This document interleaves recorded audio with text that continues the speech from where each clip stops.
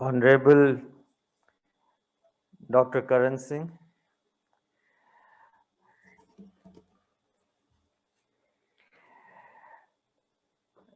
Alison Van Dyke, Karen Mossman, chairs and other members, and Dr. Prachi from the Indo-Canadian program. It's a privilege for us to host this meeting, and this auditorium is Dr. Kalam Auditorium, and he was our first chancellor. And I thank you all for being partners across the world for this Temple of Understanding. I would share some slides as a doctor from a perspective which you may probably enjoy. The title is Bethicalism. This word does not exist in the dictionary. It's coined, and I bring greetings from ILBS. As you would see, the greatest and most desperate need of a university, of a doctor, of a teacher is to be needed. And ILBS and McMaster University, through the Temple of Understanding India Foundation, welcome you. And the topic is huge. Conversation on life enhancing values. No more hate, no more fear. Promoting harmony and compassion. I'll start with what liver is. You all know it is on the right side of your abdomen. Heart is on the left side. It's a leftist. Heart is on the wrong place, and that's why it creates confusion. But liver is on the right side. It is the right organ, and you need to know about it. Liver is for pleasure and feelings. In German, it is Leber. Anglo-Saxon, it means life or life. Liver means life. In English, people spoiled it somewhat and called it liver. But Latin, it was ichor, ignis, the fire of life. And the India, the Ayurveda calls it Agni or Pitta dosha, the bile, the fire of life. So liver is fire of life. These are 2000 years ago. Liver was kept by Babylonians and others in their temples. It was worshipped. All your astrology was written on the back. This is the back of liver. This is the gallbladder. I'm just showing you all this because liver is important and love your liver. These are three very interesting statements. Much ado about nothing. Shakespeare. Father Francis says, love, especially passionate love, whose rush cannot be easily controlled, resides in human liver. Before Christ, the poet Horace wrote, don't let a girl or a boy hurt your liver. Nobody knew about heart. And even today in the North African populations, the Berber population, the vehicular expression is, you are my liver. They don't say you are my heart. They say you are my liver. Well, Bethicalism is the key. As a liver doctor, is it ethical for me to harp on liver or my area of work? Is it unethical in this global conference to just speak on my area of work? But I'm also talking about your liver. I leave for you to judge whether I was ethical in presenting something about liver. Why I'm saying this is, you take Jainism, they talk about their own philosophy. Hinduism, they talk about their philosophy. Judaism, they talk about their own. Buddhism, about their own. All of these are isms. Bethicalism is, I will come to it in the end, is a merger of all. It's a journey in life. So my saying it is ethical to talk about liver, whatever little I know, I will try and share with you. Now, in this picture, can you make out which side is the man and which side is the woman? It's not possible, maybe by hands. This is the merger of a man and a woman. So ethics, morality, and life, they all, and therefore compassion, they all go together. Whichever religion, whichever gender, whichever caste you belong to, ethics and morals and humanity, they go together. There is no religion for that. For a doctor, we face maximum ethical issues every day. Neither physicians nor diseases, they have a religion. Did Corona have a religion? They picked up one religion or one sect or one sector? Would you pick up when you are giving vaccine to see which religion, which harmony, which country? No. So for doctors and physicians and diseases, there is no religion. And there are either right or wrong. So doctors especially have a different way of looking at things. You know, they have a different way of looking at patients, society, country, and life as a whole. And I'm sharing some of these thoughts which come to my mind. But I just want to say I have a different way of looking at things. May not be this is the right way of looking. It is my way. I may be wrong, so pardon me. But I'm trying to share this at a global forum for Temple of Understanding. Let's say patient comes for a liver transplant. This patient has been drinking alcohol for last years together. Now he's too sick. He will not survive 3 months.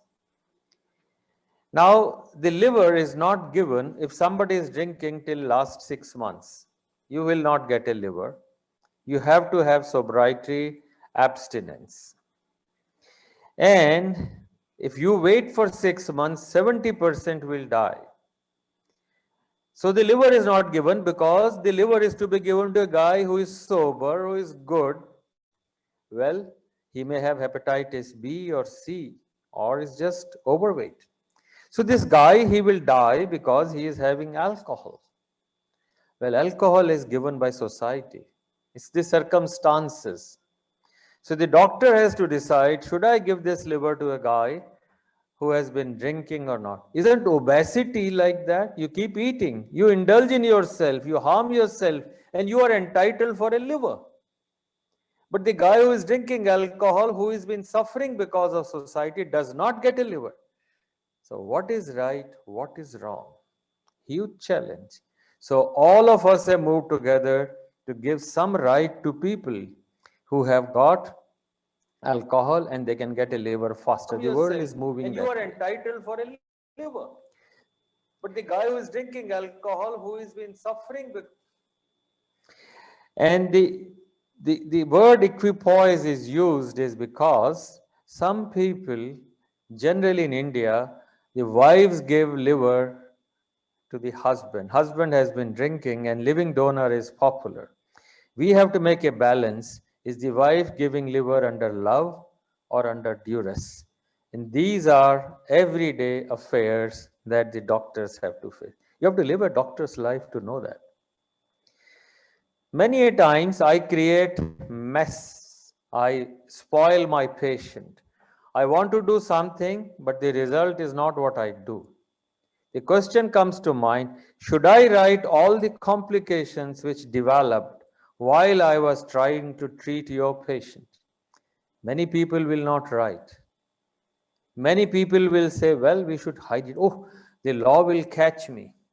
But there is a bigger lens which looks at us. This bigger lens from above will not leave you. Be honest.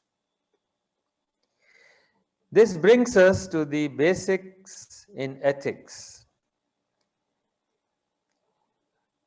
A person who does not know how to accept mistakes should never be a teacher. The first lesson in my mind is accept your mistakes. And second, never steal others' credit. There is no right way to do a wrong thing, and therefore teachers must lead by example.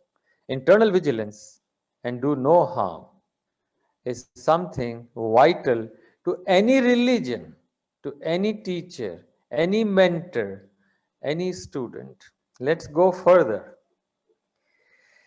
This is somewhere in east of India near Calcutta. This is an American student who has come to what is known as Gurukul. He left early in life to learn how Indians are teaching Vedas and scriptures. And I was amazed that the Indian, Ayurvedic, Indian religious leaders were teaching everything to this American student. The question is, will all the teachers teach all the tricks to the students? Aristotle has said, the whole is greater than the sum of its part. Your student, when he passes, I'm sure McMaster follows it, at least this is the religion at ILBS in New Delhi. The student must be better than the collective wisdom of all the teachers in the department. So if there are 10 teachers, all of them put together, and the student is better than all of them put together. But, well, we try, sometimes we fail. So the idea is the reflection, the student should be better than the original. Now the question of problems, and I learned it very early in life. When the teacher is wrong and the student is right, what should the student do? Should the student remain quiet? Well, one of the things we always tell, there is no academic head, there is only administrative head. These are different ways of looking at things. I told you about patients, I told you our limited student society. I have very little to add. My knowledge is limited on country and life. Dr. Karan Singh and learned leaders are there. But you can see that you can be immortal. You can be immortal if you have done something unique. You will always be remembered or at least discussed. So there are ways of doing at things. To accept conditions as they exist. That is the way the conditions in the world are currently existing. We are fighting. We do not have trust. We have disharmony. We do not actually try and settle down for things. Or people like us, people who are joining the temple of understanding, accept the responsibility, and we need to move to change them. And today's and tomorrow's sessions are an attempt. We take the responsibility of trying to make a difference. And this is the way I feel it. What we want and what we should. Well, these are tough decisions. You may have to jump, you may have to cross this huge gap, or you may have to wait till the sun comes out. And one more time, Dr. Kalam, your best teacher is your last mistake. If you haven't done all this in the past, my feeling is we should start today. Bethicalism is what is to be ethical in life. What you should and what you want to do. Should is your responsibility. Want is your desire. Bethicalism combines all isms. And I coined this term. I want you to see whether it survives, whether you like it, Dr. Karan Singh, sir. If you like, if you think this survives, well, this is the core of all journeys. I'll give you an example. In 95, I saw a child. This child was I saw a patient in 1990. He was suffering from hepatitis B. And we tried to treat him. The patient died. He had two kids, very small, and one of them was 5 years. He came to me in 95. And when I saw him, this says, "Uncle, I have some pain in my tummy." We looked at and we found he had a liver cancer. This guy was 5 years, and when he came to me in 95, he was like 10 or 11. He had liver cancer and he died.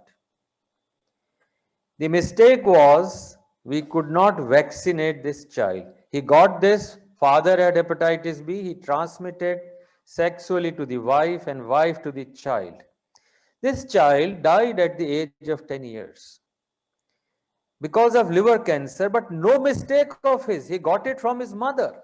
What was his mistake? And I realized if I don't make a difference by getting this message, I am a culprit. It changed me. What I wanted was to just have a comfortable life, but I said no. And that was the effect that we could get the National Viral Hepatitis Program in the country, the largest in the world in 2018. I'm not praising myself. But what I am saying is, for a doctor, for a person as a physician, Bethicalism is what he should do. Well, this is a famous line from Urdu, sir. यह मत सोच कि जिंदगी में कितने पल हैं, यह सोच कि हर पल में कितनी जिंदगी है.